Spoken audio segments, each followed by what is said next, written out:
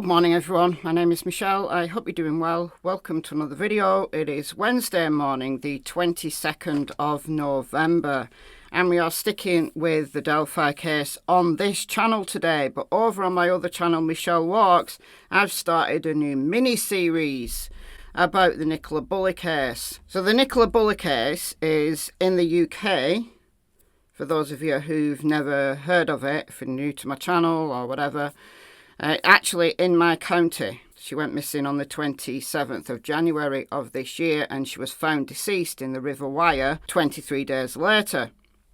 So there's been an independent review of the way that Lancashire Police, the county that she's in, and I'm in Lancashire, their handling of the situation. So it's 140 God knows how many pages. So I'm reading it all and giving it all context based on my visits to the scene. I went there 3 times looking at stuff, and I've got lots and lots and lots of footage, so I can give it a lot of context. And yeah, so I'm going through it slowly, methodically. Last night, my time, I did part 1. Tonight, 7 PM UK time. If you open the scheduler, you'll see what time that is in your local time. And it's the fan favourite edition. Now, it's out of order because Peter Faulding's terrible handling of this situation is discussed later in the report than what we got to last night. But so many people are asking me about Peter Faulding. So what's my opinion? I'm going to tell you tonight. All right, I think you probably know, but we're going to look at all the evidence. We're going to really dig into it. All right, so today Delphi on this channel, and I don't know how many people have asked me to comment on Judge Frances C Gull's health matter. I don't know. I replied to a few in the comments, and then I just thought, oh, there's so many, I can't reply to them all. So here we are. This is my opinion. Okay, very convenient. There you go, that's my opinion. Very convenient. All right. Not that I don't have sympathy with her if she's genuinely unwell. I'm able to offer more compassion and sympathy than maybe she is towards Richard Allen. But just because she's refused to consider moving Richard Allen from Westville to a more suitable location doesn't mean to say that I can't have some sympathy with her if she genuinely is unwell. If is the big factor here. All right. Because bear in mind, she didn't say that the extensions that she wanted for both writs of mandamus and prohibition, when she asked for extensions, you know, none of the excuses, reasons she gave for needing those extensions was to do with health. Now, obviously, she doesn't have to disclose any health matter, right? She doesn't. But it's interesting why she's disclosed it now. Because apparently this happened on the 2nd of November. We're now on the 22nd of November. Well, 21st when this came out. This came out yesterday. Why? 20 days later. Why mention it? All right, so I'm going to read this. The Allen County judge who was brought in to oversee the Delphi Murders Case is currently working from home. Okay. Court officials say she was treated for an urgent medical condition earlier this month. Well, I imagine that she's under a huge amount of stress. Now that I don't have any sympathy with, because she's brought it all on herself. She's brought all this situation on herself. So if the urgent medical condition is stress, I'm sorry, don't have any sympathy with you. Don't. Not that I don't think stress is potentially very damaging, right? It's correlated with the increased risk of heart disease, strokes, a bunch of things, right? Cancer, even, severe depression. There's loads of things that stress can correlate with. So please do not think that I'm belittling people who suffer from stress. I've suffered from stress myself, not seriously, but I have. All right, so I know what it feels like to be stressed. But when you're stressed, sometimes, just sometimes, you cannot control. Whatever it is that's stressing you out, you cannot control it. You have no control over it, so you have to learn to cope with it, right? But this situation is entirely under her control. If she wanted to just get all of that stress, just float away, what does she need to do? She needs to recuse herself from the Delphi case. So if it's stress that's the urgent medical condition, then all the sympathy that I issued at the beginning of this video, nah, nil, nada, none, just no. All right. If there's anything else, then I maintain my sympathetic ear. According to the statement from the court, Judge Gull's fellow criminal division judges are handling her court calendar temporarily. So she's not really working then, is she? If all of her duties are being, I suppose she can write stuff, sign stuff, do Zoom meetings, I guess. All right. A court official tells 21 Live Gull is still overseeing the Delphi murder case. After feeling under the weather for several days, Judge Gull consulted with her physician on November the 2nd. So why release this on November 21st? What changed? Is the heat getting so bad that she's now going to use her health, genuine as it might be, as an excuse for something? I see something brewing. I see a reason behind this.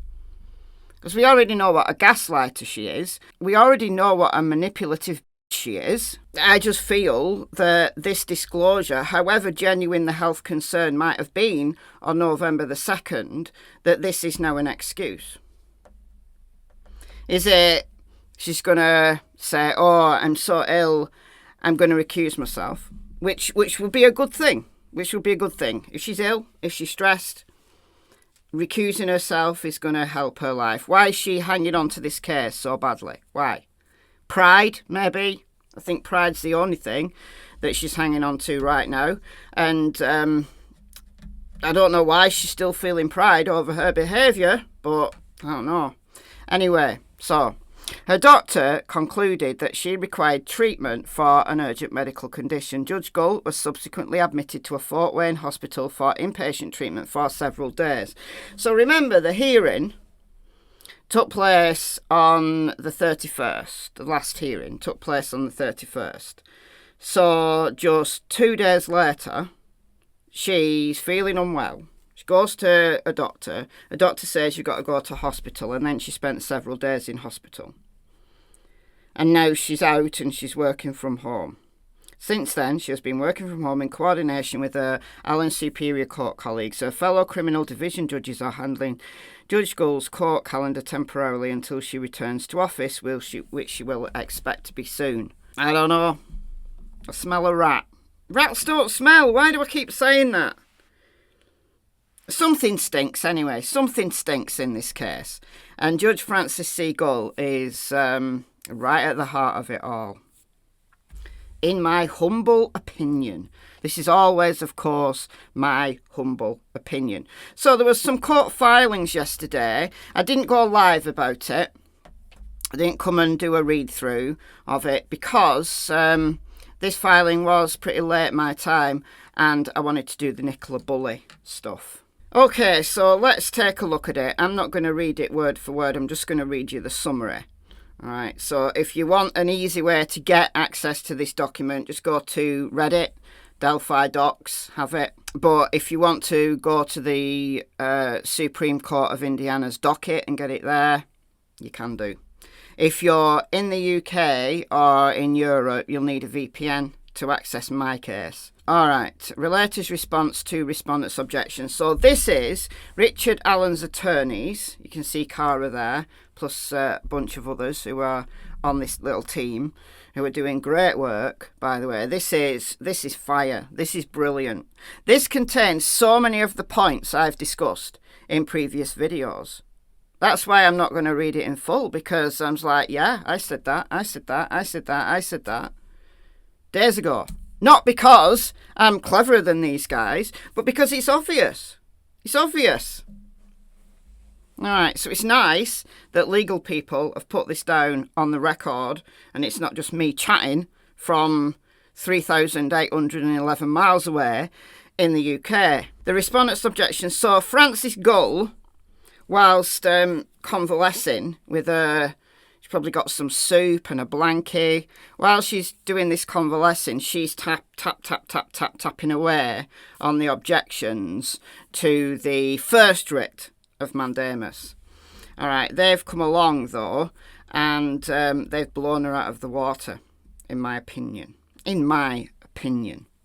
Okay, so the original action has not been mooted. So what Frances wanted was the first writ, so that's the one ending 302, not the one ending 311. So 302, that she wanted it, kind of gone because she dealt with it.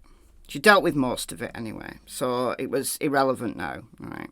So it's not been mooted because the November 13th order corrected only 20% of the existing ACR rule errors. So the ACR is the records, all right? The record keeping. A trial court has no discretion to violate the court's ACR rule, which she'd broken laws of, and cannot abdicate its duties to another. So she can't just throw the court clerk under the bus. That was pretty obvious, but she can't. She just can't. Trial courts have an absolute duty to ensure compliance with the ACR rules in regard to the court's own actions, and once the court is made aware the rules have been violated. The trial court continues to misapply the ACR rules. Filings related to June 28th. File relating to September 18th. That's the Franks.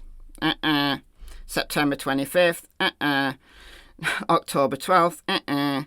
October 19th. October 25th and 26th. And then her procedural objections do not defeat this original action. All right, we'll read the summary. Relator, so that's Richard Allen, or Relator. Relator, potato, tomato, I don't know. Okay, so Richard Allen, via his lawyers, appreciates that respondent Frances C Gull, convalescing with her blankie and her soup, has corrected a few of the errors that has left the media and public largely in the dark about this case. Relator, however, is concerned with both the tone and the approach suggested by Frances C Gull's objections, both of which indicate a continued misunderstanding and misapplication of the mandates found in the Access to Court Records rules. Contrary to Frances C Gull's claims, a trial court has no discretion to ignore the absolute duties contained in the rules. Instead, not only are those mandates unequivocal, but those rules make the trial court directly responsible for compliance when, as here, it becomes aware that the ACR mandates are not being followed. It's her job. Her job. Frances, listen, don't fall asleep. I know it's nice and comfy with your soup and your blanket. Don't fall asleep. All right, listen to this. Your job. That's why you're paid as a judge. It's your job to do this. And if it's too much, then just recuse yourself. Just do it. Save everybody all of this drama. Just recuse yourself. Do it, Frances. Do it. You'll feel better. Honestly, you'll feel better. In this regard, a trial court may not abdicate these absolute duties to another entity, like your court clerk. Can't throw them under the bus, Frances. Can't. And then blame that other entity when the ACR rules are not followed. This is particularly true when the trial court itself issued an order expressly instructing that other entity here, the trial court clerk, to violate the ACR rules, and the entity simply complies with the trial court's orders. Moreover, we have now learned that Frances C Gull, in the first instance, chose to insert herself into policing whether to allow filings the parties designated as publicly accessible, and then decided improperly that the documents were to be excluded and instructed her staff to change the designations and make them hidden. So, yeah, that's... the Franks hearing was one of those, wasn't it, on September the 18th? And there was a big lie. Did you notice it? I know they talk about this issue at some length. Did you notice it, though? I mentioned it. I pointed it out. She said that the September 18th filing had to be hidden, had to be sealed, because there was no redacted version, because that filing had the warrant in it. No, it didn't. The 136-page didn't. It didn't. Exhibits, yeah, but the 136-page Franks motion, and if a warrant's already been served, doesn't have to be hidden anymore, does it? And the other thing about Abby and Libby's names being mentioned, and that's the reason, so she changed it, that's the reason why it had to be sealed, because there was no redacted version. Well, seal all the states motions where they mention Abby and Libby then. Okay.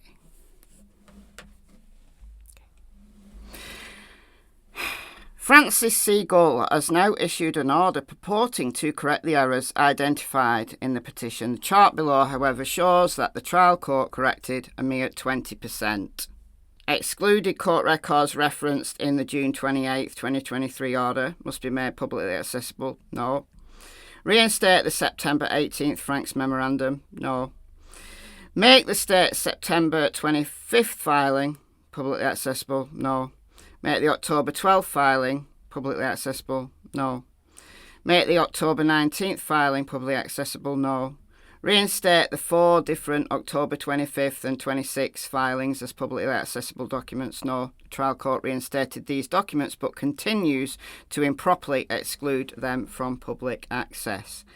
Every court record excluded from public access must be accompanied by ACR form. No, none of the court records that are excluded are accompanied by an ACR form. Frances! Are you listening? Either do your job or recuse yourself, because you're not fit to do your job. And I say that with the kindest of hearts, Frances. If you're feeling unwell, recuse yourself. Make the 118 documents on the zip drive accessible on the CCS itself. Yes. However, on my case, I can't even get the documents. Let me show you what I mean. Bear with me, I'll have to put my VPN on to do this. Okay, bear with me. Alright, gonna fly to the United States of America. Alright, here we go. Look, right, am I doing something wrong here? Right, look, watch. Okay, so this is 302. You can get the documents, live links, live link, right? But if you go to the murder, State of Indiana versus Richard M. Allen, go to the murder case, right? So you see all the documents there. Okay, so that's where it starts. Order, blah, blah. So that's the count. So you can get that. It's available from the Google Drive, probable cause affidavit. But none of these have got live links. None of them. So where are the documents? Am I doing something wrong? Where are they? Where are they? I don't get it. I don't understand. Let me know if I'm doing something wrong here. And these are then the most recent ones.